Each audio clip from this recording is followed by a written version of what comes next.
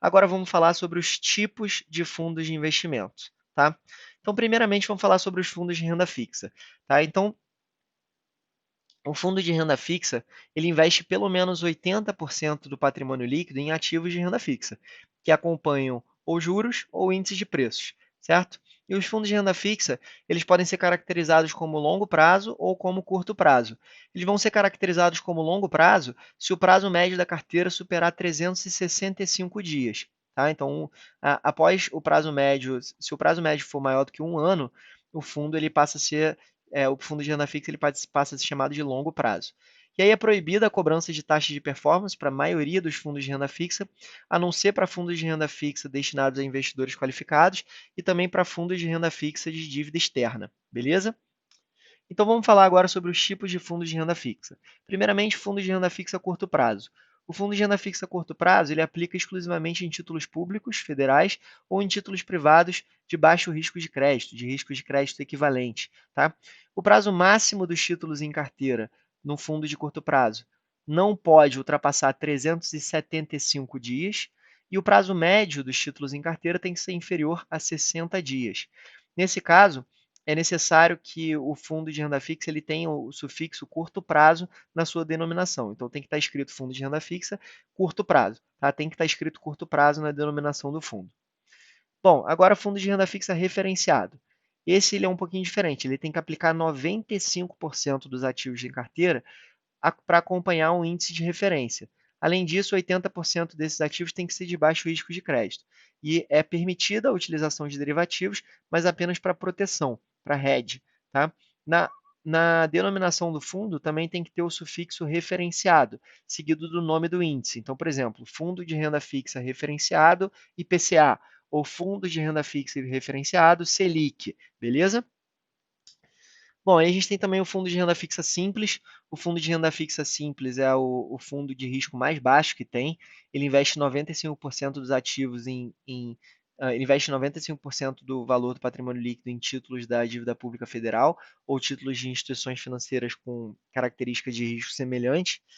E o fundo, o nome dele também tem que ter o sufixo simples. A cobrança de taxa de performance é proibida e a realização de investimentos no exterior também é proibida.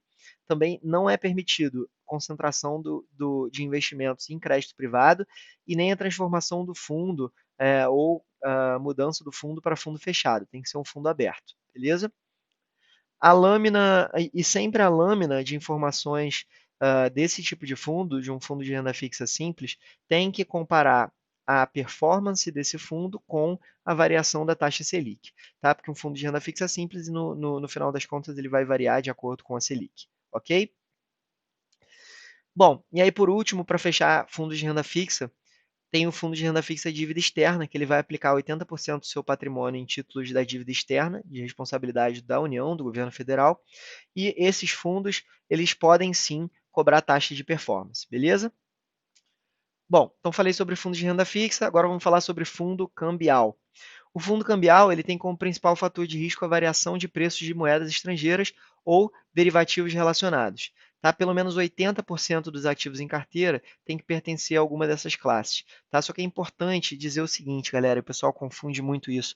Por favor, atenção nesse ponto, que isso é questão de prova, é pegadinha e tem que ficar ligado. Os fundos cambiais eles não acompanham diretamente a variação do dólar e nem do euro ou de qualquer outra moeda. Tá?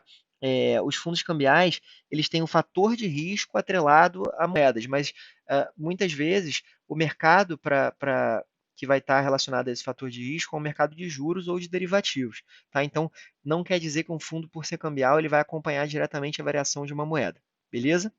E agora o fundo cambial ele também pode cobrar performance. Pode existir cobrança de taxa de performance no fundo cambial. Bom, agora fundo de ações. Fundos de ações eles têm que alocar pelo menos 67% do patrimônio líquido em ações. E aí tem algumas estratégias, né, de gestão ativa de fundos de ações, ou seja, que busca superar um benchmark. A primeira delas é o que a gente chama de market timing. Market timing é o aumento ou diminuição do percentual alocado em ações de acordo com as perspectivas econômicas, de modo a tentar superar um benchmark, um índice de referência. Então, se o gestor de um fundo ele acha que o momento é bom, que a economia vai andar bem, que o mercado de ações vai se valorizar, ele pode aumentar o patrimônio líquido alocado em ações. Então, ele passa de 67% para 80%, para 90%.